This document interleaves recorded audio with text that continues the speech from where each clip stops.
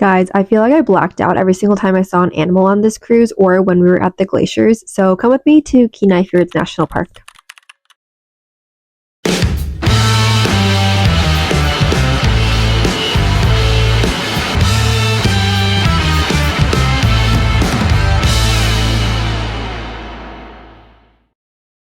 Welcome back to another day of my quarter life gap year, and if you're new here, I quit my corporate job to travel the world. Today we're in Seward, Alaska, and we're going on a boat cruise to Kenai Fjords National Park. It's about a 2.5-hour drive from Anchorage, which we drove yesterday, and today it's 10 a.m. and we're on our way to our boat. We're going on a 6-hour full-day cruise to look for any wildlife and also to see a glacier. I thought this was our boat, which it's not. It's actually this boat, which is with Major Marine Tours. They had a little sign of all the animals they saw the day before, so I have my fingers crossed. And they're not crossed for long because literally we saw a sea otter right away. It was literally just floating right next to our boat and was so unbothered, and it was the closest I've ever seen a sea otter.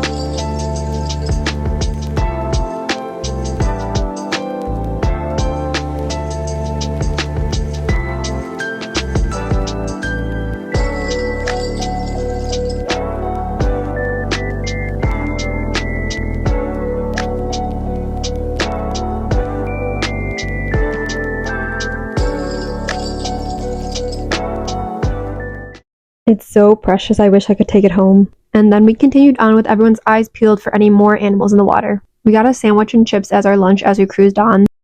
After this, even though it was rainy, I just went outside to look at the rocks and scenery.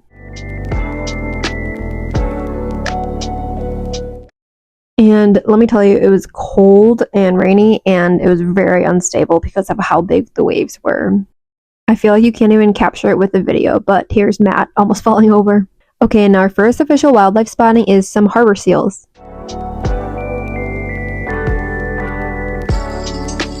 I don't know why this one's all by itself on this rock over here.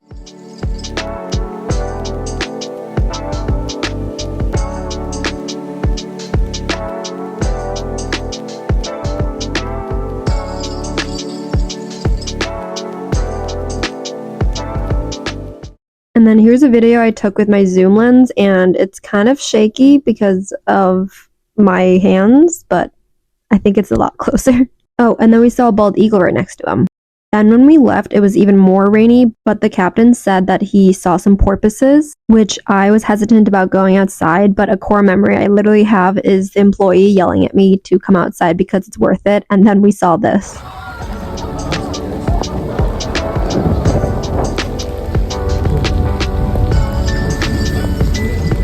I still can't get over that. And then we keep going, a little more videos of the waves. And now we're at our next animal sighting, which is stellar sea lions.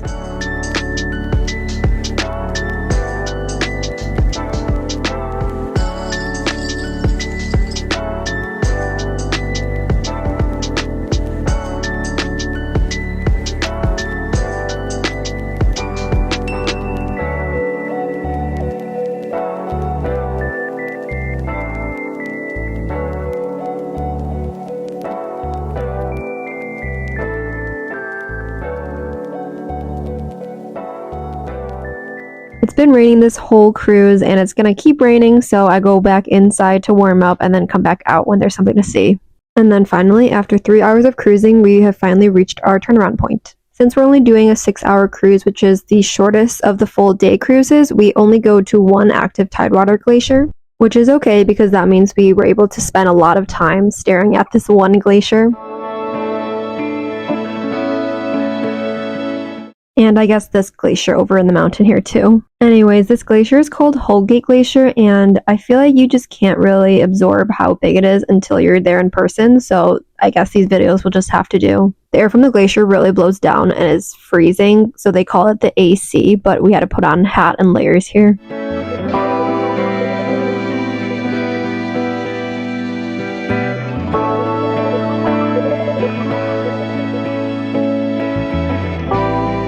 If you can see those little birds flying to the glacier, I feel like that kind of helps show how small it is compared to the Holgate Glacier. We stopped at this glacier for about an hour and a half, and unsurprisingly, we were the only ones left outside just staring at it. And it's still raining this whole time.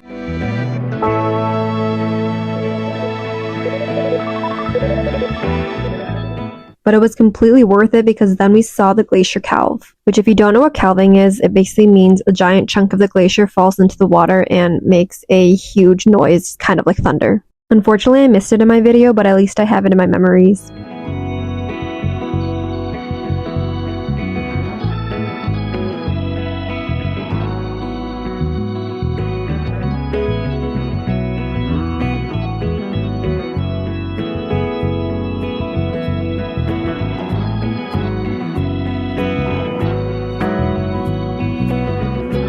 And now we're starting to move away from the glacier, but then we saw puffins. These ones are the horned puffins. I hope they enjoy that view of the glacier they're getting. One last goodbye to the glacier, and it's starting to get a lot foggier. They pulled in a chunk of ice from the glacier that had fallen in the water, and I touched it and got a cocktail made out of it. I'm not trying to be canceled like Martha Stewart. Anyways, this is probably the bumpiest part of the whole cruise. I tried to take some good videos of the waves and just how hard we were hitting them, but if you're prone to motion or seasickness, I would definitely bring something to help you with that.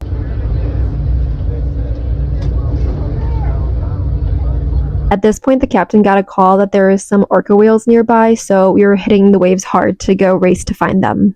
And then I'm going to save you the trouble of just staring at some blank water for like 10 minutes, so here are the orca whales. I've never seen orca whales in my life, so I was so excited to see them, and I feel like I blacked out during this.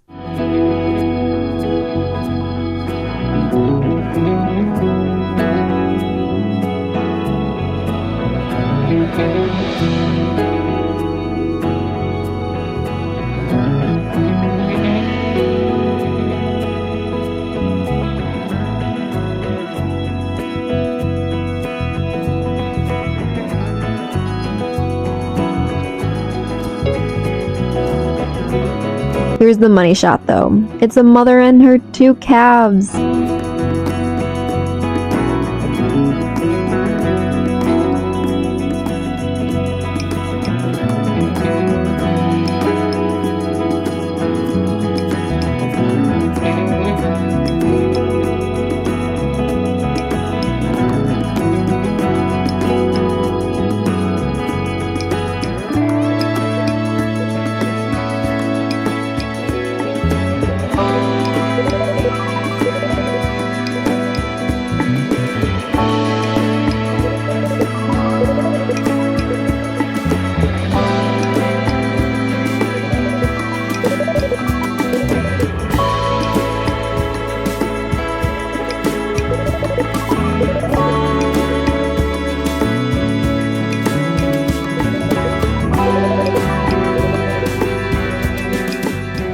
Unfortunately, we had to say bye to the orcas and leave because people were getting too seasick and the waves are crashing into us too much.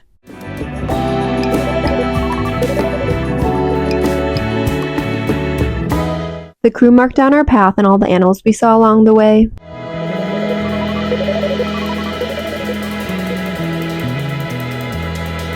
And unfortunately, our next wildlife setting was a dead humpback. but it seemed to be natural causes, so circle of life.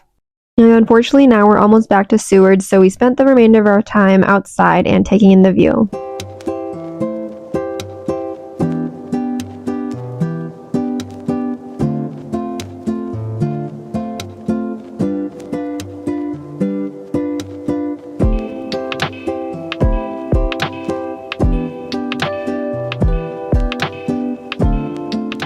And then obviously we have to have one last wildlife sighting, so we saw 2 bald eagles on the sign. Now we're already back after a great day. Thanks so much for watching, and I'll see you in the next video.